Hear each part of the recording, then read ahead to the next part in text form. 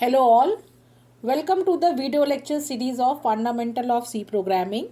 In this video lecture, I am going to discuss program number 23.